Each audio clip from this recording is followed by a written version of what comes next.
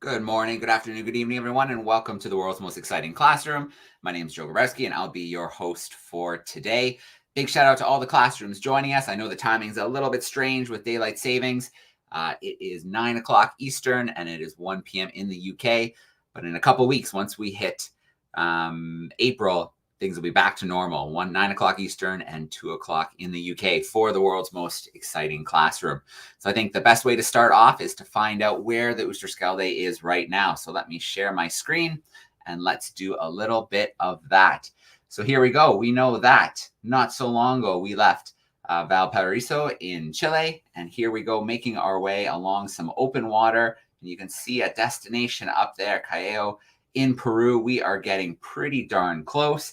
Of course, take some time to mess around with this map at DARWIN200.com, and you can check out some of the photos recently updated by those on board. So let me see if I can pick a couple here. There is a shot of the sails illuminated at night. That's really, really cool. We'll check that out. We'll talk to Jesse shortly and see what that was like. Here are a couple more shots. There, in fact, is Jesse lounging up at the front in the netting. There we go. I think I see Rodri back there as well. Very cool. So spend a little time at darwin200.com and mess around with the map. It's a beautiful map. You can see where we've come all the way from Plymouth in the United Kingdom back in August, across the Atlantic Ocean, along both the east and western coasts of South America. And we are about to arrive in Callao, Peru, which is just outside of Lima. So let's kill that screen share for now. And let's get into some action. I'm going to bring the Darwin 200 in with us live right now. My colleague, Jesse Hildebrand. Jesse, how you doing? I am fantastic, Joe. It is the coolest thing ever to be on board the Oosterschelde. And honestly, having followed along with Darwin 200 for the last few months, it's been amazing to see it. All you kids get the chance to check it out on the classes, on the website, on social media and more. But being on the ship is a truly special, life-altering experience, as you can tell from my ridiculous grin for the entire minute of talking so far. All right. Well, give us the full update. We connected with you briefly last week. You were just kind of getting underway. So what's life like on the ship? What's going on? Life is incredible on the ship. And last week when you caught up with me, I was just getting over the worst seasickness of my life. The first day on board, we had a 4 to 5 meter swell. So it was insane waves. The ship was sort of like a washing machine doing this in the water. So I spent about 30 hours sitting up wishing I was not alive anymore. But now got my sea legs. It's been a little over a week. We've gone a week without seeing land, actually. And now we've just seen land literally about an hour ago. We got off the coast of Sangallan Island, so Sangallan. You guys can all look that up. It's a really, really special place. And we're heading up the coast now to something called the Islas Ballestas, the Little Galapagos, which should have a ton of wildlife. We've had some pelicans, we've had some sea lions and dolphins this morning. And life on board the ship has been just incredible. We've got a group of about 28 people on board. 7 or 8 sailors, so people are taking care of us every day, making sure we're getting where we need to go. We've got Lucas in the galley. He's making incredible meals 3 times a day. And we've just had the chance to have so much fun on board the ship. I'm sure Joe can share these pictures a little bit later, and I can get them to all our classes that signed up today. But we had a pool party on deck the other day and a sail where we made a whole little pool on the deck of the ship in the Pacific Ocean. That was pretty wild. We got the chance to helm the ship at night. So going out on the ship in the darkness, you can barely see anything. You just see the outline of the ship and this lit up compass in front of you. And that's what you have to guide with this incredible, big, perfect, romantic steering wheel, everything that you'd ever hope for on a ship like this. It's such a special opportunity. I've had the chance to go up the rigging, so up over 90 feet or 25 meters up in the air to look over the ship, the whole ocean. A few days ago, we were in a place where it was about 200 miles to the coast of South America. It was about 5,000 miles across the Pacific. And it was about 4 kilometers straight down. So it was about as far as you can be on planet Earth from land, from other people. It sort of felt like being at the helm of a spaceship. It was a really, really cool experience. And yeah, that's a little bit of sort of everything. And anything else we can share, let me know. All right. We just lost your image, Jesse. Oh, there we go. You're back. I'm back. So we've been having some gear adventures on the ship. The maritime unit, which we usually use, has gone down. So I'm heading out on the weekend to try and bring a new one to the ship, and hopefully we can get that running again. But this is holding out for us, so let's keep our fingers crossed that it's going to hold out for today. So I think, Jesse, while we have you and it's nice and clear, let's get some questions from classrooms. Please. All right. In Linwood, Ontario, we have some grade 6s. They hang out with us all the time here. How are we doing, grade 6s? How are we doing, grade 6s? Hey! Do you have a couple questions for Jesse about life on the ship? Yeah. Okay, anybody have any questions for Jesse? Want to come up? All right, come on up. All right. Our first question comes to you from Paul. He's just making his way to the front of the classroom. Amazing. Is it scary on the top, way on the top of the ship? What was it like being on the top of the ship? Yeah, is it scary? Oh, you know what? I kind of thought it would be scary. I'm a little bit afraid of heights. Like if I'm near the edge of a cliff, I don't go to the edge of the cliff. I stay like 10 feet back. So I was wondering if I'd feel nervous. But you know what? For whatever reason, you feel really, really safe. You do have these big hooks that you hook into the ladder as you climb up. So every time you take a step, you hook in, hook in. So you're always secured in like 3 different ways. And I can honestly say I never felt in danger. I felt really, really safe when I was at the top. I even went out on the little yard arm, so the big wooden piece that holds up the sail, and I never felt in danger. It was really special. We've been trying to encourage all the people that are afraid to do it. So super fun. Okay. Are there any other questions for Jesse this morning? Anything yet? Matilda? Okay. Matilda has one more. Okay, perfect. Here we go. Is it scary when there's a big storm? Oh, sorry, Big it's getting a little storm, loud Jesse. here. Yeah, Joe, tell me again. Is it scary when the waves are kind of, you probably weren't thinking about that. You're probably thinking about other things when the waves were big. Yeah, so I gotta say, the first day, so we were sitting in port and it's totally smooth water and it's beautiful. And then we set sail, and I mean, the waves, like you're on the ship and the waves are higher than you. They look like they're higher than the ship. They look like they're higher than the mast, and that's just in your head. But it's a little scary. You sort of have to trust the fact that it's an amazing vessel. It's been going for 100 years. It's got the best possible crew. So you don't feel in danger because of that. But if you were going out and you didn't have that confidence, it's a little sketchy when you're in those big waves. It feels very queasy. It's not the best feeling. Great question. Right. We'll come back to your crew. We've got a lot of speakers and guests joining us today, so we'll do some more Q&A. Miss Colburn's crew is joining us virtually, some grade 7 and 8s. How are we doing today? We're doing fantastic. Awesome. We've been following you for quite a while. This is probably our 4th presentation here. We're loving it. I have to say, my kids feel like they're actually outside of the screen, and we're taking our learning outside of the classroom, and you're here to provide that for us, and we so thank you. It's amazing. So we're just developing our questions now, so we'll certainly have some for you in a minute, okay? Perfect. Cool. Sounds good. Mrs. Ball's crew is joining us in Godrich. How are we doing, biology crew? Good. I guess I should turn my screen around so you can see everyone. Sure. Hey, guys. There they are. On. This is grade 12 biology. So we just wondered, could you give us some of the biology that's going on the board the boat?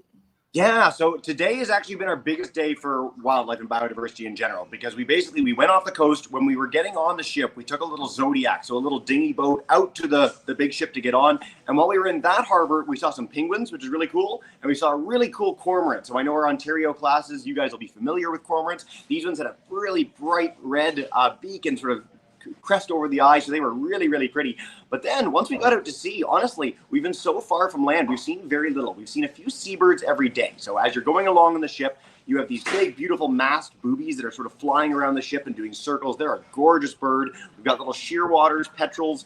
We did see 1 or 2 sea lions the other day, so that was exciting. And then one morning, we had 2 common dolphins spinning off the bow. So I got to go sit out in the front, and the dolphins are just spinning around the front of the ship. And we had 2 pilot whales that sort of went near under the ship. So that was beautiful. But today, and in fact, in about 30 minutes, we're going to be seeing the absolute most wildlife we've seen in the whole voyage so far, because we're back at land, we're back at shore. It's actually a wildlife preserve that a lot of tourist boats go to. So I'll be sending Joe some pictures, and of course, you guys can follow up with me too, and I'll get you all the info on everything we see. But whenever you do see something, when there's not that much, it's really, really special, and all of us are glued to the deck when that happens. Great question. Very, very cool. All right. Viola Desmond, we have a crew there joining us. How are we doing today? Hi there. Yes, we are here, and we do have a question. I'm going to turn it over to Zarar. Hello. What is the main purpose of your journey? Of my journey? Well, I'm thrilled. I mean, the DARWIN200 in general, and Joe can speak to this a little more over the whole course of the broadcast, has been to provide these amazing opportunities for conservationists, young conservationists, to get their start, do these incredible projects. We're going to talk some of them later, which is really exciting. for me, it's this opportunity to bring a firsthand account of the voyage back to you guys. You guys are familiar with me from all these broadcasts. Joe and I get the chance to host these every single day, which is so exciting. And so Joe's going on the leg right after me. I'm getting the chance to go on this leg to bring and share some of the stories of what it's like actually being on board this beautiful ship during this incredible voyage. And I'm so, so lucky. So that's it. It's education. It's to help inspire the next generation of kids like you, get you excited about conservation, wildlife, nature, global exploration. The world's a pretty wonderful place if you get the chance to go out and see it. And so that's been a lot of fun over the last 10 days. All right. Very cool, Jesse. Mr. Hancock's crew, I think their announcements might be going, but if they're finished, Mr. Hancock, let's squeeze in a question for Jesse. If not, we'll give it another minute to let your announcements wrap up. Well, and Joe, I'll say too, and I think our classes know this, you can certainly pass this along, but like if you guys have extra questions about life on board the ship, email them to us at Exploring by the Seat of Your Pants. I will get you all those answers today or tomorrow. Like anything you want to know, send me 100. I don't care. That's the whole point, and I'd love to hear from you if we don't get them live right now this morning.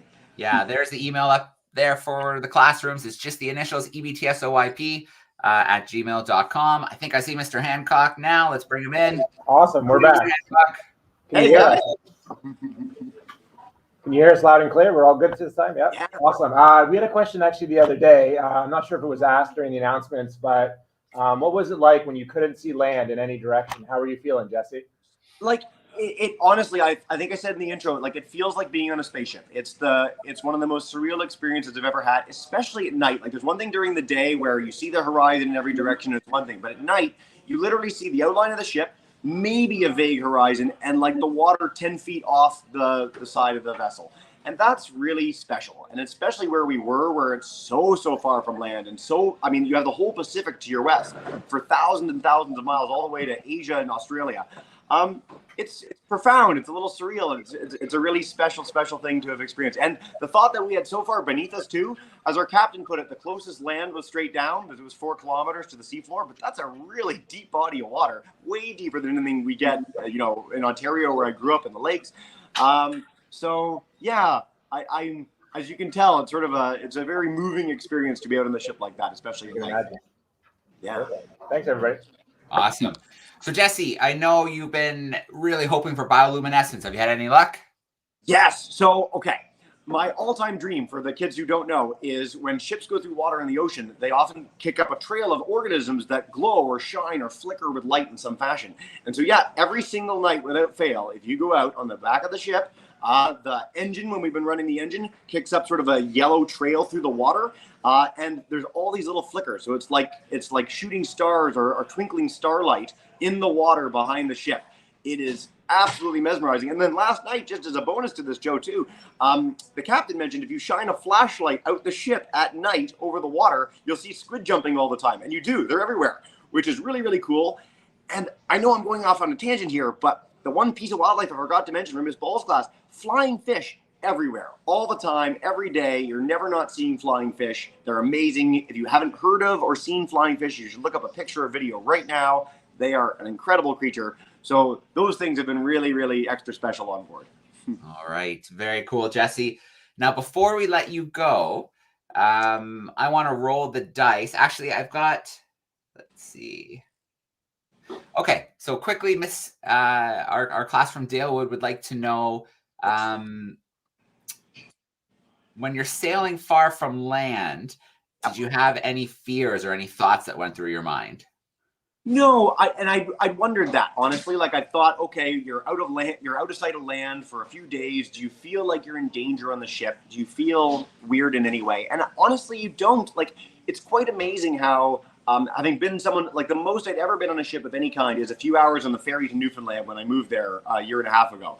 And so I thought, maybe it will feel a little scary. Maybe it'll feel a little remote and removed from the rest of mankind and maybe possibly dangerous. And the ship becomes your home. It's such a beautiful vessel for one thing, but again, you have all these people that are really, really trained, that have decades of experience, so you never feel in danger that way. And frankly, for several days now, it's been really, really calm. So it's not quite like being on glass, but you're on a really smooth sea for all day long. And so there's nothing that really threatens you. You are in constant communication with other ships too, so you can always, there's this beautiful big map of radar and AIS inside the wheelhouse, so you can see where other ships are in the ocean. You can see the charted coast. We have the opportunity to call people if we need them. So even if we didn't have that, I wouldn't feel, strange or in danger, but that adds a little extra layer of security. So it's been really, honestly, all these thoughts and fears I had going into, and when you're on the ship, you lose sight of that. You just sort of take in the wonder. It's an amazing experience. All right, Jesse, before we let you go, I want to roll the dice. Last week, because of the weather, we were trapped below deck. What do you think? Let's go on deck for a minute and see if this connectivity will hold. I'm going to take you. Okay, so here we go. So, well, first of all, you can see this beautiful, we've got our whole salon here. That's all really, really nice. It's a beautiful, beautiful vessel. So let's go on a little journey. I'm going to take us upstairs, and we are going to climb out on deck, right up the stairwell. Fingers crossed, everybody. You see blue sky. Let's promise. Blue sky. You got the netting up so you don't fall over. That's good. Yeah, that's really good. There's the whole ship. There we go. We've got our mast. We've got all the way out here. Oh, we got this beautiful island. Oh, I don't know if you can see it yet. Here we go. Look at that. Look at this. Beautiful. Yeah, so thousands of seabirds, which are really tiny from your perspective, but they're all above the island. We've got a ton of people on the bow taking all sorts of pictures. We've got our ornithologist, Grant, who's very excitedly finding new species all the time. Over 320 species we've seen on this voyage. So that's really exciting.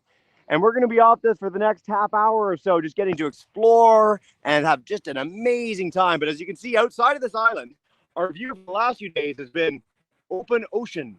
Little bit of nothing for a long period of time. So that's been super, super cool. So I'll just hang out here with our rigging and our island. Take us a little bit this way. This is great. We rolled the dice and we won. Amazing. Yeah, there we go. Always worth trying. Always worth trying. All right. Jesse, one last question before we let you go. Tell us about the food. The food's been amazing. So I've been telling everyone on the ship, I'm like, kids always want to know about the food. And they're like, really? No way. Yeah, we're not having hardtack and biscuits on board the ship. It has been amazing, we are. No, we're not. I swear. 2 and 3 course meals every day. This morning we woke up with bacon, some eggs. We had some great toast with all sorts of spreads out. We had some fancy oat stuff with slivered candied apple on it. We've had amazing chicken pie yesterday with green beans amandine. It's like being in a fine French restaurant, Joe. It's amazing. Sounds pretty good. I know you like that fine food, so that's good. I do. Glad you're having some good meals. Yes. All right. Well, Jesse, I hate to let you go. The view is amazing, but we have a lot of other speakers to get to in today's event. Well, have a wonderful, wonderful time. Say hi to everybody. Classes, please do email extra questions and enjoy the rest of this amazing Darwin 200 broadcast. Catch us next week, too. We do these all the time. Lots of opportunity to explore the world, and just so grateful for the opportunity to be on board, to get a chance to talk to you all today. So have a wonderful day, guys. Bye for now. All right. Thanks, Jesse. We'll see Thanks, ya. Joe. See ya. All right. Well, to expand on an earlier question, what are we doing on the Darwin 200? Well, there's 3 main things that we're up to. One is research. So we have a bunch of cool projects going on. Jesse mentioned Grant, who is doing a global bird survey. So we already spotted more than 300 species of birds. We're doing the same for marine mammals like sea lions, whales, dolphins. We're checking out ocean plastics. So we're dragging nets in the water. In ports with coral, we're getting into the water and doing coral transects to look at the coral. The second thing we're doing is what we're doing right now, the world's most exciting classroom. Every week, beaming broadcasts live around the world. And the third thing is our Darwin leaders.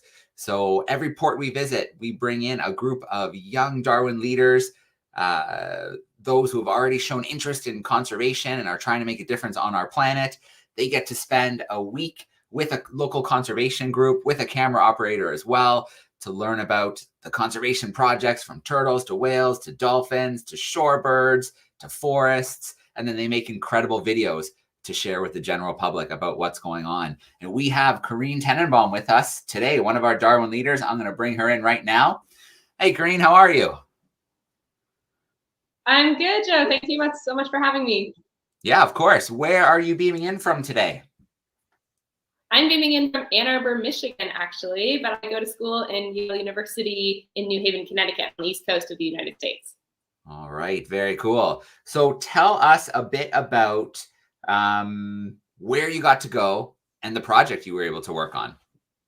Yeah, so I was investigating threats to shorebirds at the Cape Horn Biosphere Reserve at the southern tip of Chile in Puerto Williams. So I was actually in the Punta Arenas port in southern Chile. I got to go on the Agan ferry through the Beagle Channel for 32 hours to Puerto Williams on Navarino Island. So it was a really special expedition alongside my fellow Darwin leader, Heather Needham. We were able to look at the threats to shorebirds right there on the island, and we were driving along Y905, which is the southernmost highway in the world, and we were trying to investigate what threats are there to shorebirds right in that area. So Chile just released its Shorebird Conservation Action Plan, identifying 12 main threats across the country's landscape, including climate change, invasive species, pollution.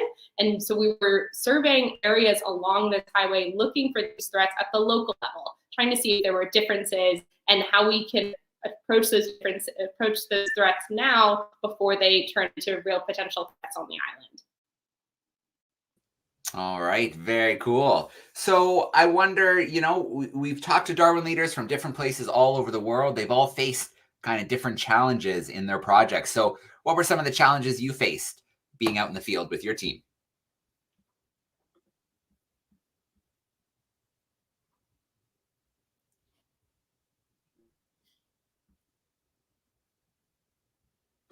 Oh, Karinne, did you catch that question? I think maybe you might have lost our sound. Okay, let me send you a quick message.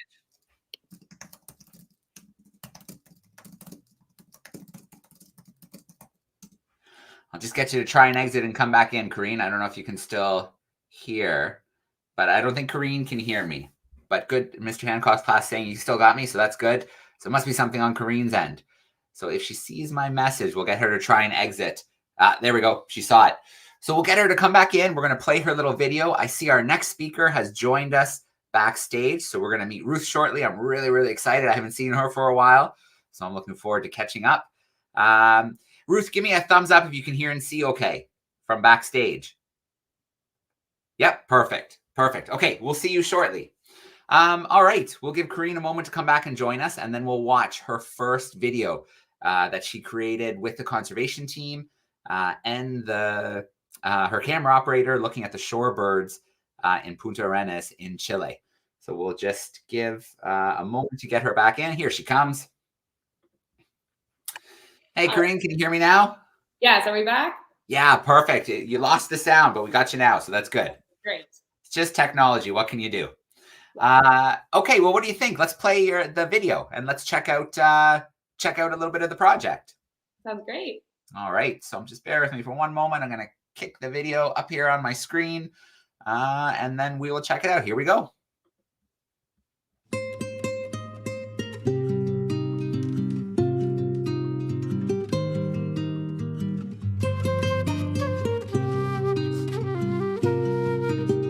Geradriformes, also known as shorebirds, these gregarious curiosities are found on coasts around the world. They permit energy and nutrient exchanges between the land and sea, particularly nitrogen and phosphorus, enriching the biodiversity around them. Many face high energetic demands as they embark on epic long-distance migrations, traveling over tens of thousands of kilometers between Arctic summer breeding grounds and southern wintering sites. During this annual life journey, they depend on a network of habitats, particularly intertidal areas between terrestrial and aquatic systems.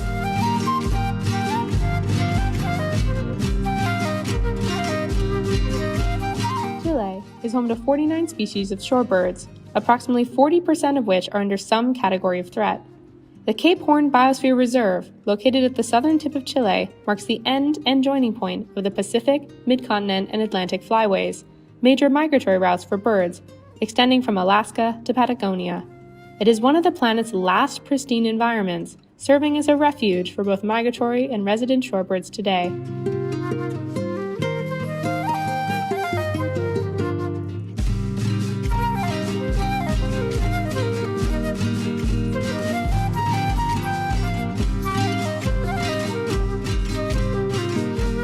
My name is Karinne Tennenbaum, and I'm a Darwin leader. I believe in finding the extraordinary in the ordinary. Nowhere is that more evident than in birds. Beautiful sentinels of ecosystem health, that captivate both me and the world with their incredible diversity and fascinating behavior. Unfortunately, 5 years ago, I read a paper that revealed that in the last 50 years, we've lost 1/3 of the planet's birds. I strive to bring birds back. That's why I'm here at the Cape Horn International Center in Puerto Williams, Chile, to investigate threats to shorebirds. To get here is a 10.5-hour flight from New York City to Chile's capital, Santiago. From there, another flight to Punta Arenas, the capital of Chile's southern Magellanic region. You can then catch a 2-hour flight to Puerto Williams or arrive by ferry, enjoying a scenic voyage through the Beagle Channel.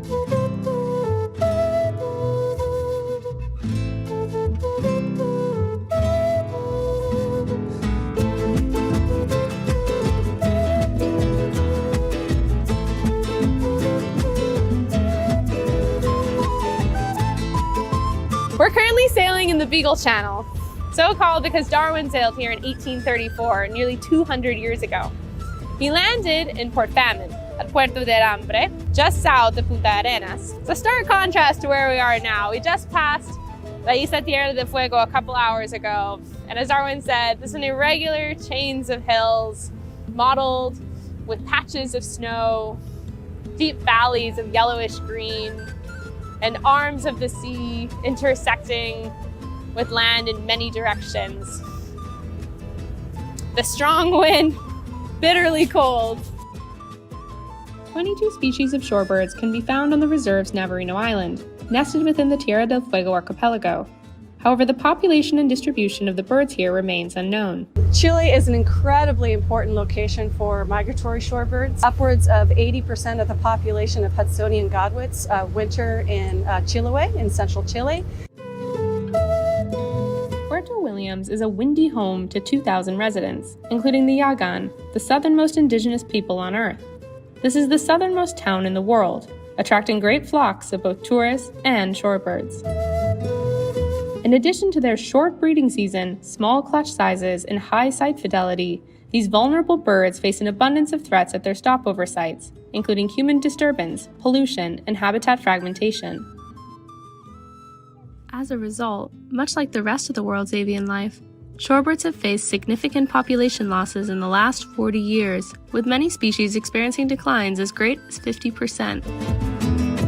In 2023, Chile launched its Shorebird Conservation Action Plan, a subsection of its National Bird Conservation Strategy for 2021 to 2030, bringing together more than 70 key stakeholders from across Chile's regions to protect the country's shorebirds. This was an initiative to address where are the main threats over the bird populations, and also have a shorebird section where the specialists identify the principal threats over these kind of birds. These birds use very unique habitats associated with the land and with the sea, other kind of watershed. So there are critical sentinels for biodiversity, and also they migrate along many countries in Pacific and Atlantic routes. So they should be protected because they can connect ecosystem and also depend on many features of the entire biome. The action plan identifies 12 main threats, including stray dogs, invasive species, and climate change. Esta reserva de biosfera es una reserva que permite vincularse, integrar las comunidades locales en una región, ¿cierto?, que es única en el planeta, que está en un lugar aislado y remoto, considerado un laboratorio natural de importancia planetaria debido a que presenta un alto grado de pristinidad, es decir, bajo impacto antrópico, y sus ecosistemas prístinos todavía presentan también altos niveles de endemismo. Muchas especies vegetales y animales, flora, fauna terrestre, marina, solo están presentes aquí. The threats vary in presence and severity across Chile's landscape. Identifying, categorizing, and ranking the threats in the Cape Horn Biosphere Reserve is the first and most crucial step to tailor conservation initiatives in Puerto Williams to the shorebirds on Navarino Island and guide future research efforts and long-term monitoring. The landscape here is stunning. Looking out at these tall mountains and these roaring waters, you can feel positively tiny. And it reminds me of something else that Darwin wrote in his journal. It would be difficult to imagine a scene where man would have less claims or less authority. The inanimate works of nature, rock, ice, snow, wind, and water, all warring with each other, yet combined against man. Here reigned an absolute sovereignty. Darwin the poet. Anyway, tomorrow we'll be landing. We're about to land shortly in Puerto Williams, and tomorrow we'll be out in the field, out on Navarino Island, seeing what's going on the ground.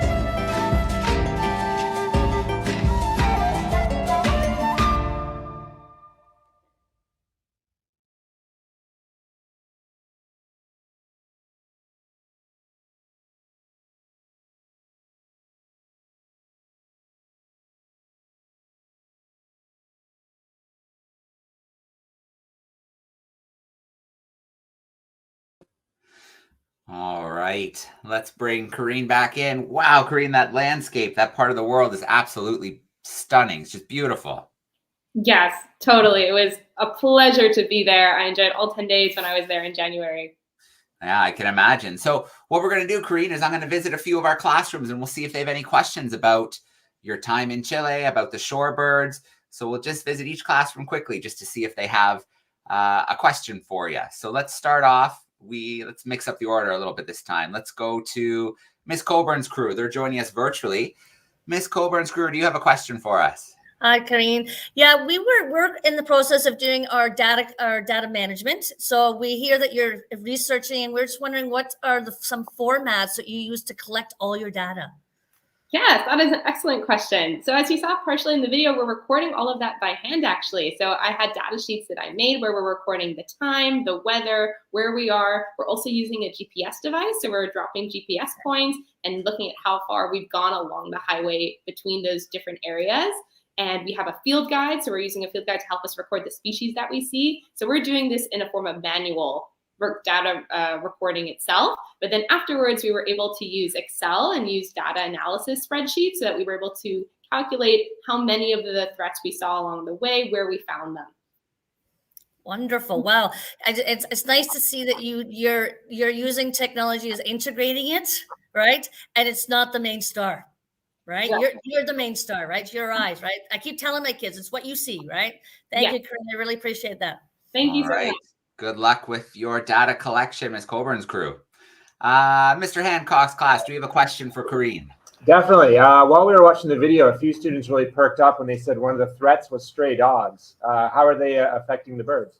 Yeah, so stray dogs are actually a huge problem in the town. They sort of just run free, and they can actually chase the shorebirds themselves. They can actually eat the young of the shorebirds as they're hatching and running around on the beaches. And so they're sort of roaming without a lot of regulation from the local government themselves. And so this is a problem that's specific in the area and South America in general that you may not, for example, in the United States, you don't have this huge of a problem right there. So it's not intuitive, but they actually do play a big role in threatening those young in that crucial part of their life stage. Perfect. Thanks so much. All right. We have a biology class hanging out with us. Mrs. Ball's crew, do you have a question for Karinne? Yeah, you mentioned invasive species as another threat to the shorebirds. Would you like to tell us about some of those? Yes. So the American mink, which my fellow Darwin leader Heather Needham actually specifically studied during our time there, is the biggest invasive species in that part of the world right now, which is specifically preying on the eggs of local waterfowl that are there in Navarino Island, and it's sort of taken over, and it's able to sort of just at night and go along and prey on those specifically.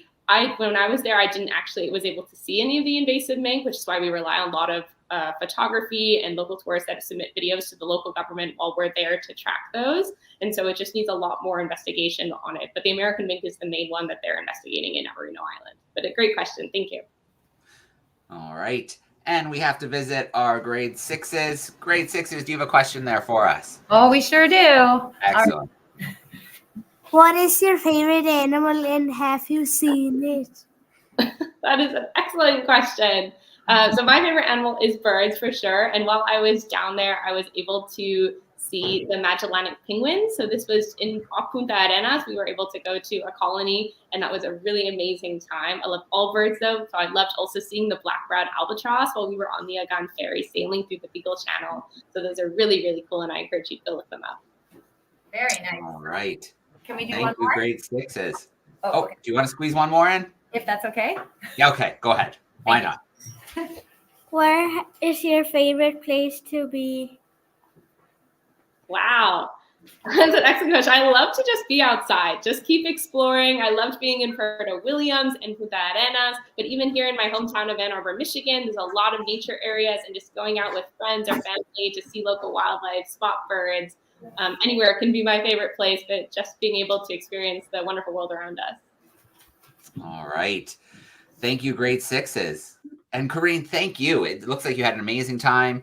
What a beautiful part of the world. I'm sure you're still digesting it and taking in the experience, but I'm really glad with your passion being birds that you were able to collaborate with a project like this. Yes, thank you so much for having me. I love telling you all about it. We finished filming our 3 documentaries, so hopefully those will be up shortly for you guys to hear about the rest of the project.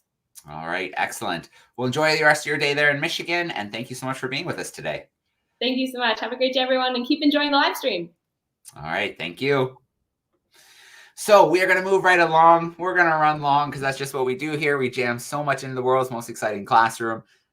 We do it every week. So, but I thought because we're in Peru that we should talk to somebody on the land who's in Peru right now. And we're so excited to have Ruth Maria with us. She has joined us on at Exploring by Seat Your Pants on many occasions when she was working at OSA Conservation in Costa Rica. I think we had her hanging up in trees, in harnesses, checking camera traps. I think we visited her on the tree farm and all sorts of other really exciting places. So I'm going to bring her in live with us right now. Hey, Ruth, how are you? Hi, Joey. How are you doing? I'm very good. Thanks for inviting me to this classroom. Oh, of course. We're thrilled to have you. Why don't you start off and just tell us a little bit about yourself and where you are right now? Of course. So hi, everybody. My name is Ruth Mary Wayqecha. I am a wildlife biologist. I'm from Cusco in Peru, from the high Andes. Right now we are studying Andean bears in the cloud forest of Wayqecha Biological Station as part of the NGO Conservación Amazónica and the Rolex and National Geographic Perpetual Planet Amazon Expedition. So right now, this is my office. This is the biological station. In a moment, I'm going to show you around the thing, but first, I would like to show you some slides so you know exactly where we are and what is the Andean bear, not if many of you are wondering. All right, that sounds absolutely perfect, Ruth. Do you want, let's try the screen share. This is going to be a little bit of a test from the field. Hopefully it works nice and smoothly for us. If you want to jump down to the bottom, you'll see that present option. Okay, perfect. And then the first option is share screen. So you want to click that one. Mm-hmm. It might give you a tip. You can just click close it or don't show it again. And then with any luck, it's going to show you 3 options. An entire screen works the best. Okay, so I should compartir pantalla. Oh, no, it's not working.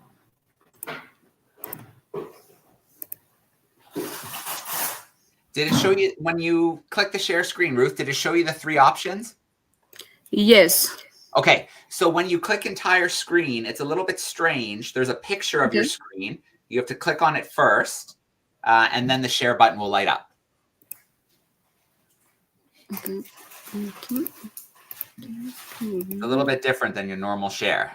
Yeah, it's a little bit different, like we can figure out. Okay. I see it coming up. Perfect. Okay, can you see my screen? Yep, nice and full screen. We're ready for you. Yeah. Okay, perfect. So first, I would like to introduce you Wayqecha, where we are located. So here we have the map of the world. We have South America. If we go closer, we are in the southeast of Peru, in Manu National Park, which is one of the most biodiverse places on the earth. And just on the side is located Wayqecha Biological Station. So why this place is very important? So on this place, we are located in the middle of the cloud forest. So you might wonder, what is the cloud forest? As you can see here on the video, it's like a flying rivers of clouds. No, the cloud forests play a key role in the hydrological cycle of the water in the Amazon basin. No, the transpiration from the trees, from the lowland forest, from the Atlantic Ocean, all form the clouds, and with the wind they push to the Andes, and here we attract all these clouds with the array of orchids, mosses that the trees are covered, no? And these mosses and orchids act like sponges, no? They are absorbing all the humidity, and little by little they are releasing the water, forming the streams, the river, and finally goes to the Amazon and the Atlantic Ocean. So it's play a key role. It's a unique ecosystem that have many endemic species, many species of birds, mammals. But something very interesting here in this ecosystem is we have the Andean bear, or the spectacle bear. No, so I don't know. You might watch the movie called Paddington. So the Paddington was made in taking as the Andean bear, no, as the main personage who traveled from the dark of Peru to London. But also the Andean bear play a key role in our culture. No, you can see in our screen this guy with the black mask. So it's a personification of the Andean bear, no, having the mask as like the face of the bear, no. So these guys play a key role in our culture, as they are the guardians of the glacier. And on the side you can see a monk and his caps. So Andean bears are threatened species. They are vulnerable. We can find them across the Andes, from Venezuela to Bolivia. And they are like medium-sized bears, almost the size of the black bears for a comparison. But what makes them very different is the facial markings. No, in many cases they look like spectacles. No, that's why they are also called the spectacle bears. And these facial markings are very important, as they are unique as our finger footprints. So that's the way how we identify bear individuals. So here is just saying hello to everybody. This is a independent cap, no, 2 years cap approximately.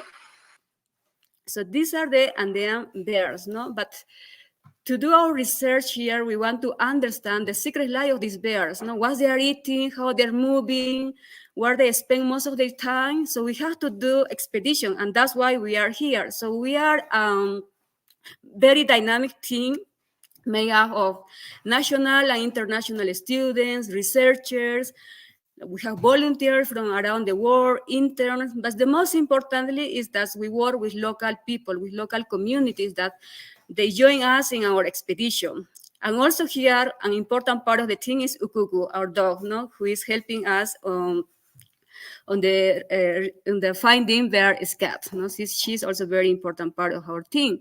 So with all the team, what we do these expeditions. We go from the Puna grassland. Sometimes we have to take horses. We hike for days, camping, walking, setting camera traps across the gradient, no, from 4,000 meters to 200 meters, from Puna grassland to the lowland rainforest. In so many cases, we have to be very creative and build on our bridges, no, especially in the lowland part where the rivers are very big.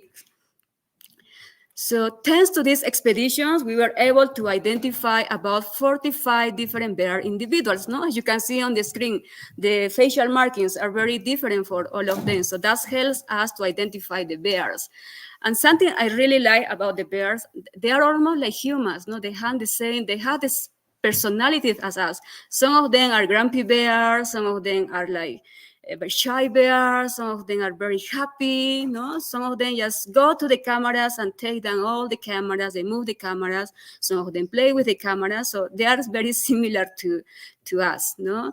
And you can see the camera on the sides, no? So one bear just was very playful and just by the camera tracks, no?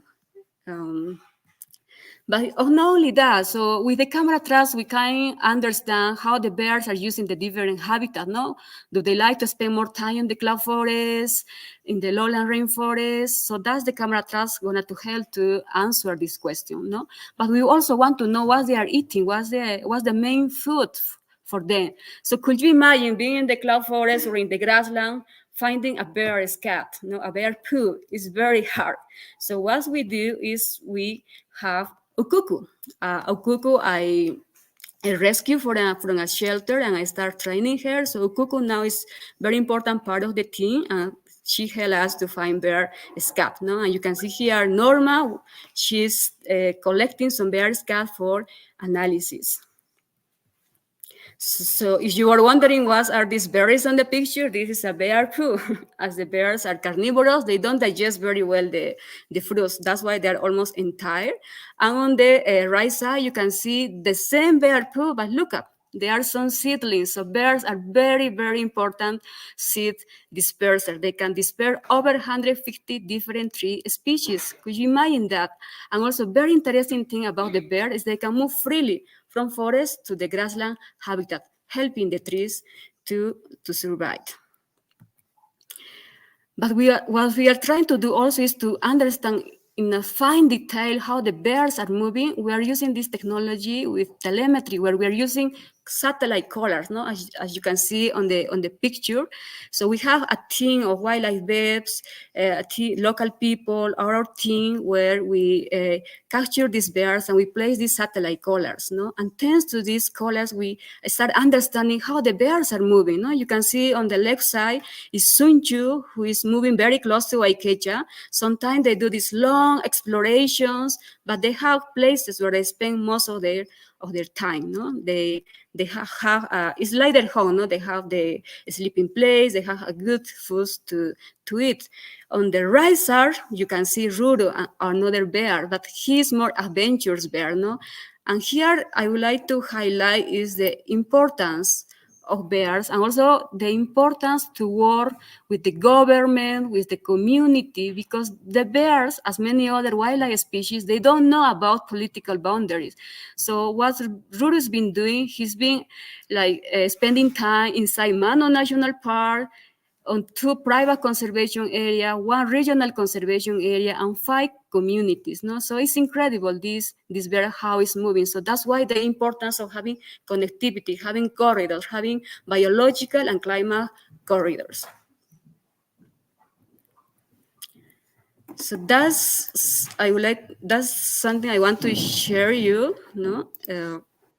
So about the Andean bears, what we are doing, and in a moment I can show you around the station. Yeah, let's do it. Let's take a little walk around the station. I know you have a second camera in here for us, which is awesome. I will bring that into the screen. And then once I see it load up, I'll close your other one so that we don't get too much sound. Now, can you see me? Yeah, we gotcha. That's perfect. Technology is working very good here right now. It's a good day. Perfect. Okay, so this is our lab, where we work. We also host several researchers.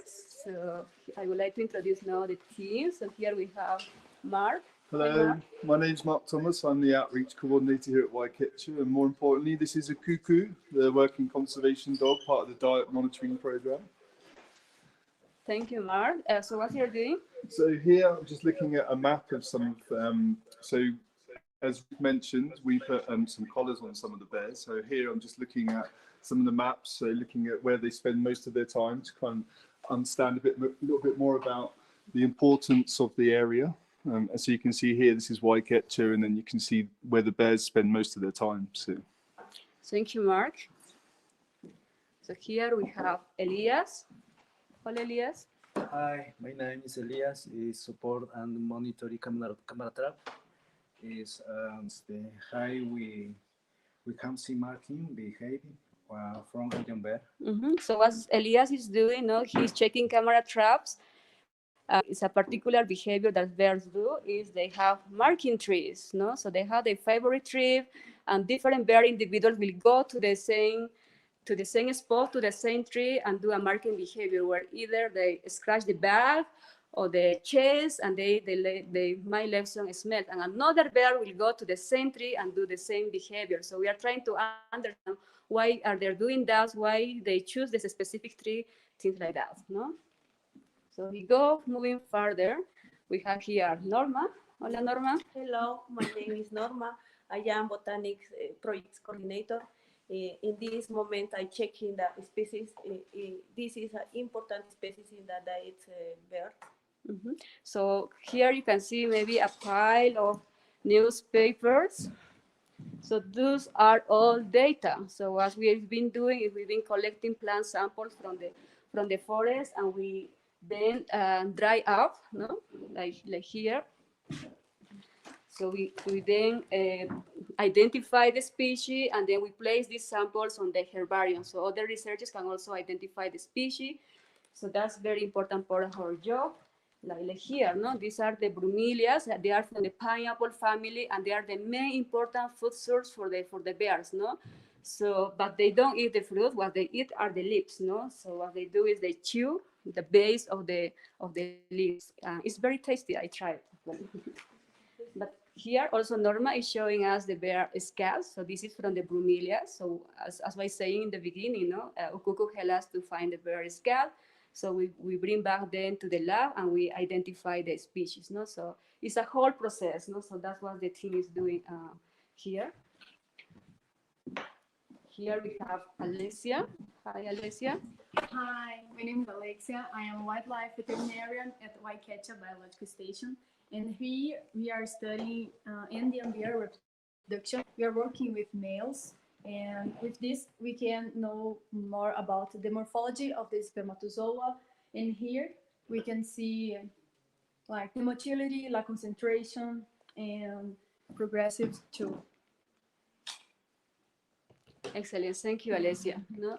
So that's the team, and here we can see Merinia. She's just getting ready all the equipment we might need to do our bear capture. No? So right now we have 5 bear traps active, so we just waiting for alert methods, and all the things goes. We can capture the bear and we can apply these satellite collar.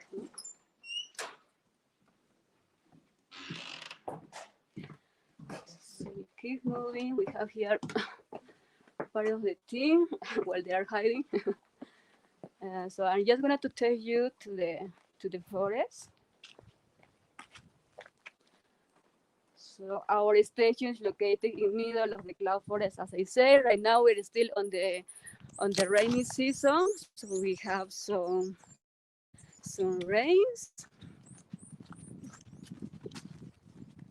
So as was explaining about the cloud forest, no, you can see to the difference of the rainforest is there small trees and they are covered in mosses, no. Those are like sponges, no. They are like capturing the moisture from the clouds, and they are very smooth, and that's made possible for many species of mosses and orchids to live in these ecosystems.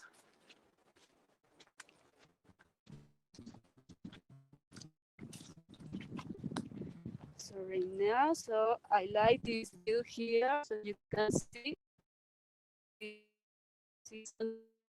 to those coming, no, move to this part of the.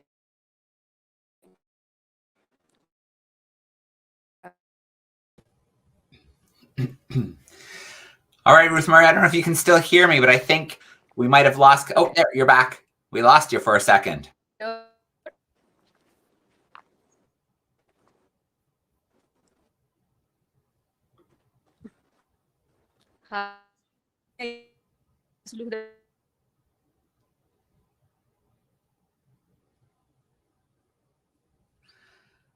So I think Ruth Marie is just trying to show us a little bit of the view over the forest. Unfortunately, I think maybe a little bit too far from the connectivity. So I think we might have lost our connection. Hopefully she's able to get closer and we'll have her back for a few moments.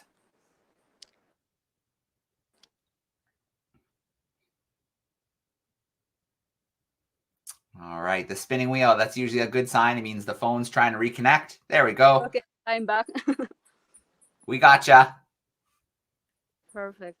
Okay, do you have any questions? Yeah, I have no doubt that there'll be questions. Ruth Marie, before I do that, I'm going to load up a Kahoot quiz as well. We're going to do the Kahoot quiz together while we do some questions. So just bear with me for 1 second while I share my screen. Perfect. And then as students are joining, we're going to get some questions from them as well. So we're going to multitask today. Okay, so the Kahoot is just loading. I'm going to share my screen here for the students. Share screen, Kahoot. So you want to go to kahoot.it.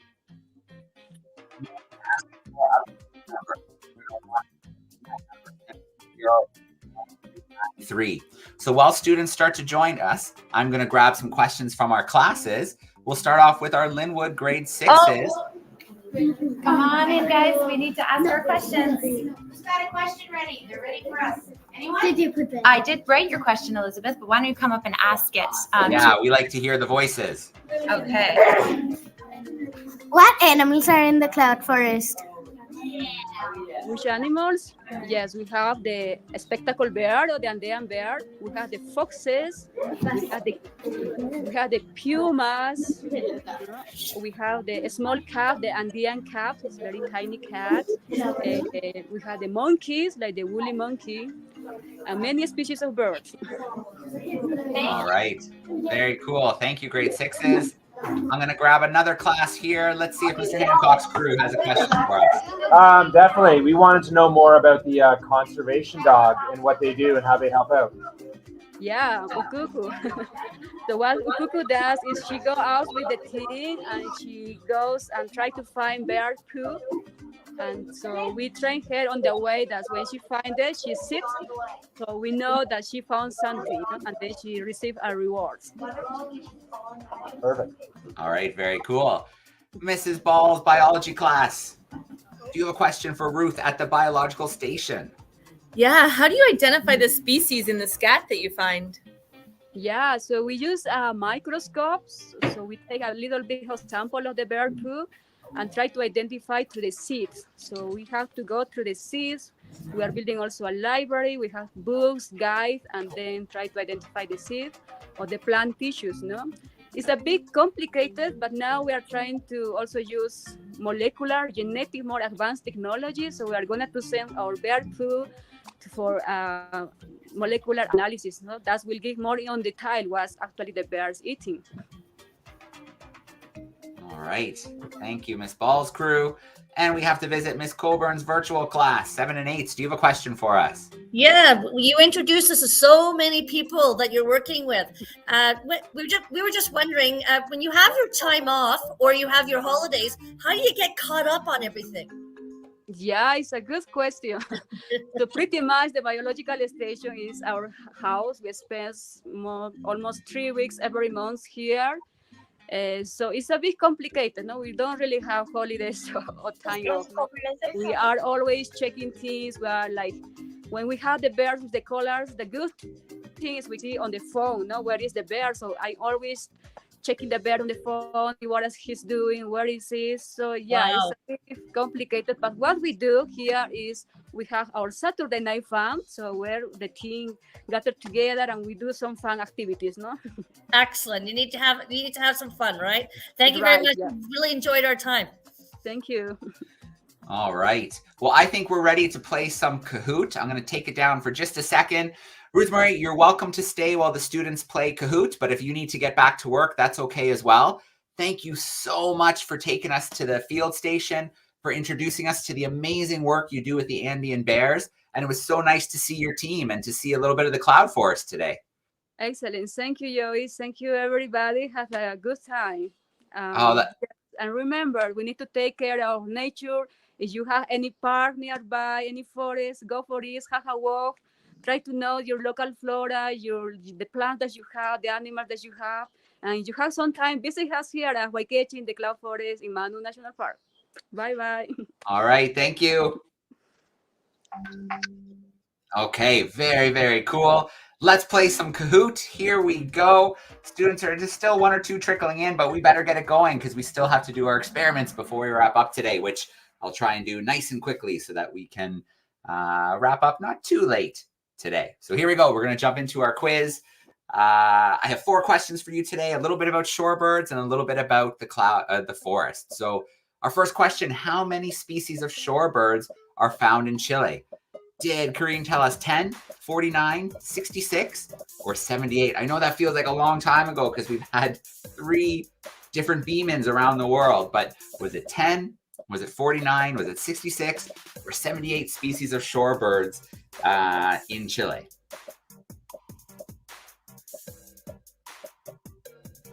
Got 2 more seconds.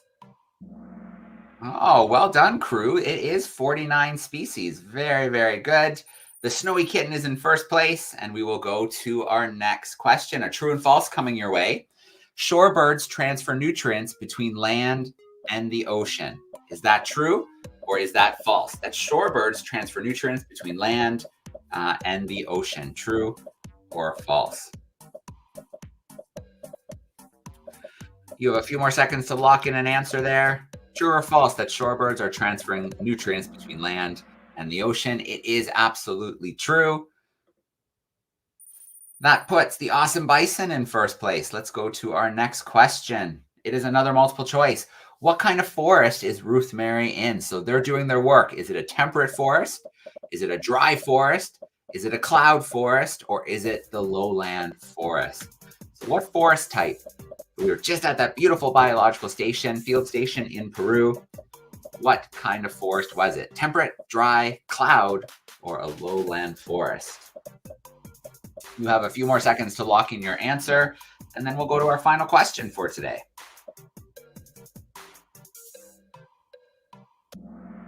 All right, it is in fact a cloud forest. Excellent job, crew. We have one more question to go. The witty giraffe has taken the lead. Here we go. True and false. True or false? Andean bears are known as the guardians of the rainforest. Is that true or is that false? There's a picture clue coming in here for you. Andean bears are known as the guardians of the rainforest. True or false? A couple more seconds to lock in your true or false. All right. I thought I might trick a few students there. They do live in the rainforest, but they are found in many other areas around Peru and other places in South America. And actually, they were referred to as the guardians of the glacier. So the guardians of the glacier. But of course, they do spend a lot of time in the rainforest. And they're so important for that seed dispersal. Hundreds of species of seeds are moved around the forest, into the grasslands outside of the rainforest, and back and forth between those 2 ecosystems. So let's take a look at our leaderboard. In third place, we had the cute hawk. In second place, we had the happy leopard. And in first place, we've got the smart koala. That was a fun round of Kahoot. We had a lot of movement this time. Nobody was able to hold the lead all the way through. If you are in that class, the smart koala, you need to email classroom@darwin200.com. Let me know who the smart koala was, because we have a prize for you. So thank you, smart koala, classroom@darwin200.com. Get me a message. Oh, I need to take a little pause here. This event has been absolutely jam-packed today, and we still have to wrap up with our experiment and our curiosity. So 2 weeks ago, we had an experiment. Actually, before we do that, let me just stop the music. You might still hear the music playing on my side.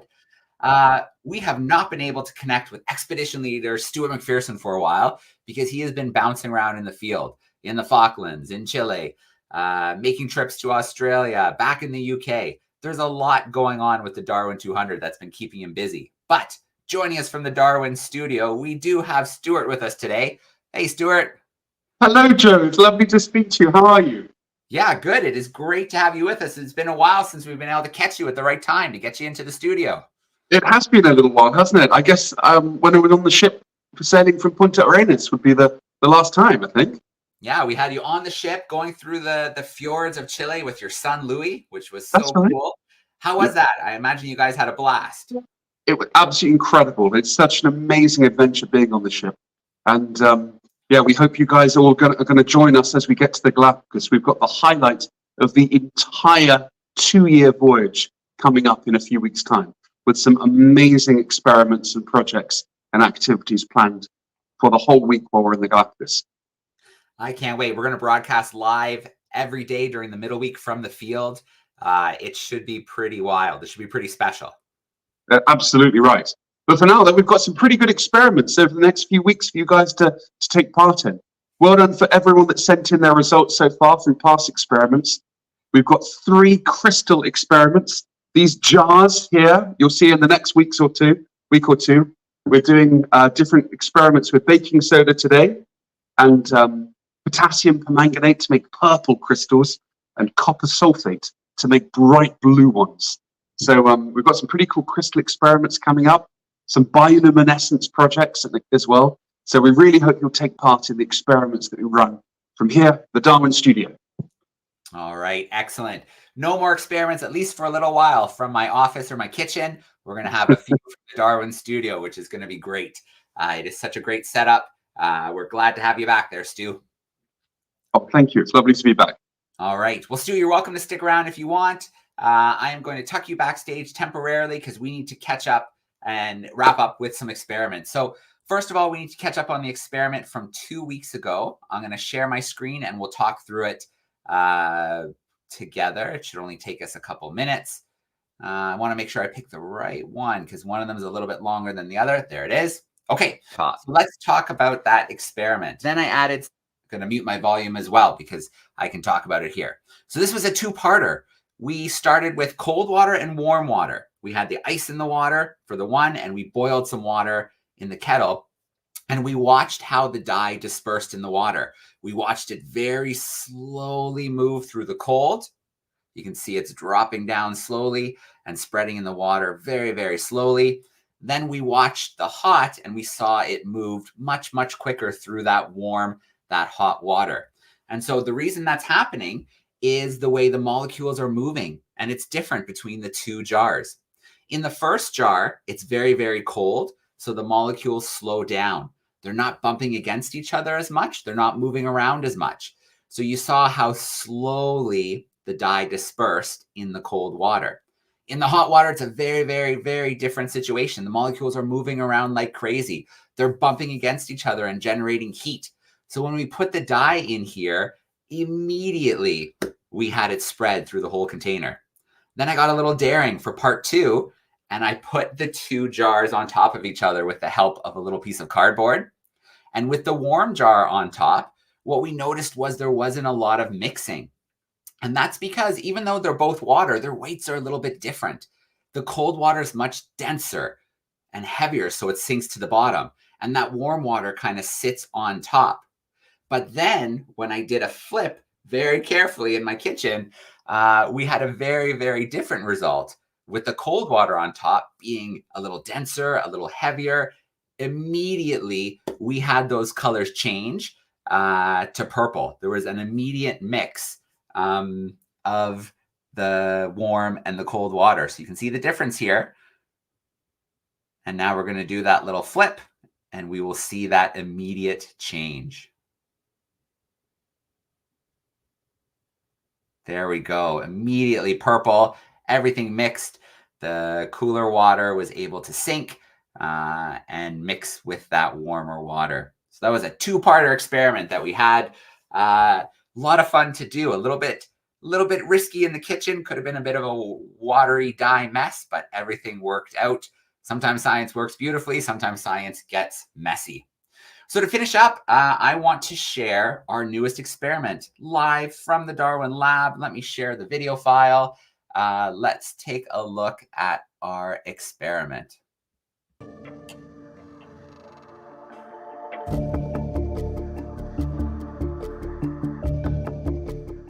Welcome back, everyone.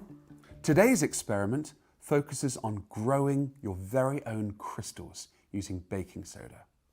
This is a really fun experiment to undertake at home or in your classroom at school.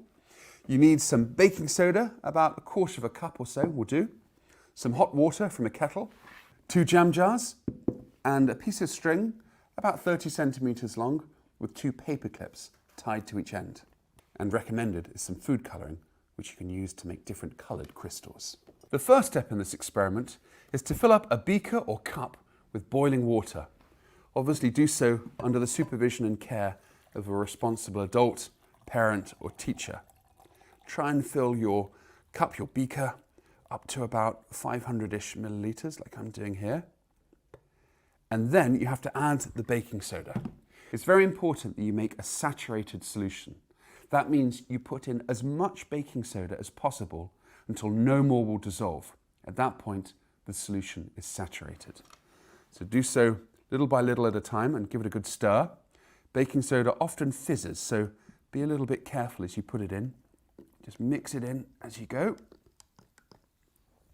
And just repeat as many times as you can. Generally, it'll take about approximately 1/4 of a cup in 500 milliliters. So just keep mixing it away. So my solution is getting pretty close to saturation. I'm noticing less and less dissolves the more I put in. Let's keep adding it till we get leftover baking soda at the bottom. That shows that no more can be dissolved. There we go, I've put in about 10 spoonfuls of baking soda now, and I think my solution is pretty much saturated. I can see there's a little bit left over on the bottom of the beaker and no more is dissolving. So I think that's about as much baking soda as we can dissolve. The next step is very carefully, you have to pour it into 2 jars or beakers or cups. Remember that the water is hot, so do so again with the help of an adult. Pour in roughly the same quantity in both beakers. So you should end up, yep, that looks pretty even to me. Now comes the fun part. You can choose the colour of the crystals that you're going to make. If you just use the baking soda solution as it is, like this, the crystals will be white. But if you put in food colouring, you can transform the colour of the 2 solutions, which will impact the colour of the crystals that you grow. I'm going to add in some red food colouring and some yellow food colouring to make yellow and red crystals. I think I'll put yellow in here. Let's try a little squirt of that. There we go. I'll just give that a quick mix.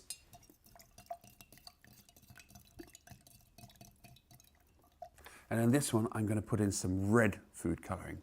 See if we can make some nice red crystals. Give that a little mix too.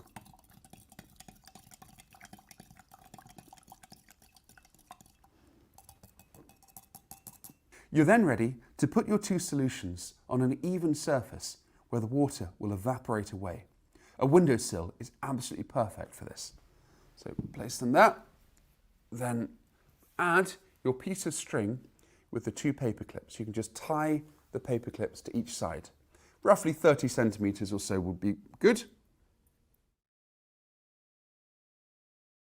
Then you have to position the 2 solutions so the paper clip weighs down the string. You need the paper clip at the bottom of both jars or beakers, but the string roughly horizontal or dipped a little bit in the middle. You then have to leave the 2 solutions alone for about a week. Come back every day and see what happens. With luck, you should see crystals starting to grow along the string. Replicate this experiment at home or at your classroom at school and send in photos to showcase how your crystals are growing. Email your photos to classroom@darwin200.com for a chance to win one of 3 £50 Amazon gift voucher prizes. Good luck in growing your crystals and join me in 2 weeks' time to find out the results of my experiment. See you then. All right, great to have an experiment from the Darwin studio. Very, very cool. Classroom@darwin200.com. You have 2 weeks to send in your results. Do this in the classroom. Maybe you'll do it at home with your parents. It's a very easy experiment to do. You'll probably have most of the materials around your home, and it takes about a week. So if you're going to do it, you want to get started soon. We want to see pictures of you working on the experiment. Send them in to classroom@darwin200.com. And then, of course, we'll have some prizes for the top 3 results that we do have sent in. So please take some time, try the crystal growing experiment. Classroom@darwin200.com. You have 2 weeks before we will share the results video. We'll see how Stu did in the studio. Well, here we go. We are about to wrap up for today, but I cannot do so without talking about our curiosity of the week. So last week's curiosity was from my office. Here we go. This is, well, I have many plants in my office, but this is one of my favorites here. And so we wanted to talk a little bit about it. We did have answers sent in, and several guessed this type of tree and where it was from. It is a bonsai tree. And so that word comes from Japanese, and it literally means trees in containers, so planted in a container. Now, originally, the idea for this came from China, ancient China, where they'd make entire landscapes. But then about 700 years ago, they started to do it in Japan and focus just on the single tree. So it is a very interesting hobby where people work with these trees for years, doing little snips and little prunes and building incredible shapes with the trees. I'm told it's very calming. I just like having it in my office. I don't know how much I'll actually prune it in the future. I just think it's a beautiful little tree to bring a little outdoors into the office. So a bonsai tree from Japan, literally meaning planted in a container, and happening for over 700 years, this art form of working with these bonsai trees. Very, very cool. So we need a curiosity for this week. So let's share our little video. It's about 30 seconds long. And then we're going to be almost ready to say goodbye for today. So here we go. Let us share the final video piece. Last time that you went to the beach, did you see any barnacles? These are the little hard creatures that live encrusted to rocks. They're very common right the way around the world. Here's an example of a giant barnacle from the tropics. Most barnacle species are much, much smaller, a centimetre or so in size, but this one here is huge. Well, for hundreds of years, naturalists wondered and tried to work out which group of organisms barnacles belong to. Charles Darwin actually spent 8 years studying barnacles and wrote an entire monograph, a book, about all of the known species as he tried to trace them through the fossil record and answer the question of which animal group they belong to. The answer isn't as easy as it might seem. Do you think they're a type of mollusk, like a shellfish? There are many mollusks that grow very similar to barnacles, like mussels that can often go anchored to rocks, just like these barnacles. Or do you think they're a different group? Send in your answers to info@darwin200.com for a chance to win a £50 Amazon gift voucher prize. We'll reveal the answer in next week's World's Most Exciting Classroom. All right, a little twist on the curiosity of the week. So we know what we're looking at. We're looking at a barnacle, but we need to think about what group it belongs to. So classroom at darwin200.com, you have 1 week for the curiosity of the week, 2 weeks for the experiment, 1 week for the curiosity of the week. Oh, that was an amazing World's Most Exciting Classroom. We started off on the ship with Jesse. So lots of classrooms joined us from Exploring by Cedar Pants to say hi to Jesse and hear about his time. We saw that beautiful island, the little Galapagos off the coast. So they've just made landfall. They're going to sail past that little island. We should get some great video of sea lions and maybe some dolphins, lots of seabirds. I know Grant will be really happy getting some more seabirds to add to his running count of over 300 species of birds so far. Then we went and we met Karinne, and she talked about working with the Shorebird Conservation Organization in Chile, and we got to watch her first video. We beamed to the cloud forest just inside Manu National Park with Ruth Mary, and we got to meet her team and learn about the work they're doing with the Andean spectacled bear. I'm so glad we got to meet their dog, the scat finding dog. That's absolutely amazing to have that furry teammate. And we got to see Stu. We got to see Stu in the studio, which was great. I see him working away still back there on the computer. I don't think Stu's job ever ends. I'm going to bring Stu in. Maybe we'll just say a quick hi to Stu. Stuart, it was so great to see the studio and to have our experiment and our curiosity from the studio. Absolutely. And in the coming weeks, we're going to be doing a lot more experiments from the field as well, from the Galapagos and from the amazing locations that we're going to. Remember, we're only a quarter of the way through our 2-year voyage. So all of our adventures are really only still beginning. That's right. That's right. Well, Stuart, thank you so much for being with us today. Thank you for filming in the Darwin studio. I should give a shout out to George, who I know is very helpful at filming and editing. So again, Stu, great to see you. I hope to see you. I guess I'll see you in the Galapagos in a bit, but I'll be on the ship shortly as well. And so we'll do some live stuff from the ship. So that should be fun. Perfect. All right. Look forward to seeing you there. Thanks, Stuart. We'll see you soon.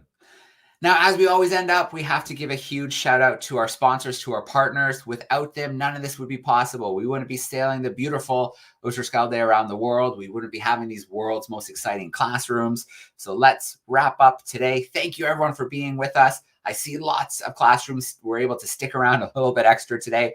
I promise I won't jam pack it next week with so many speakers. But let's wrap up with a little shout out to our sponsors, to our supporters. I hope everyone has a great week.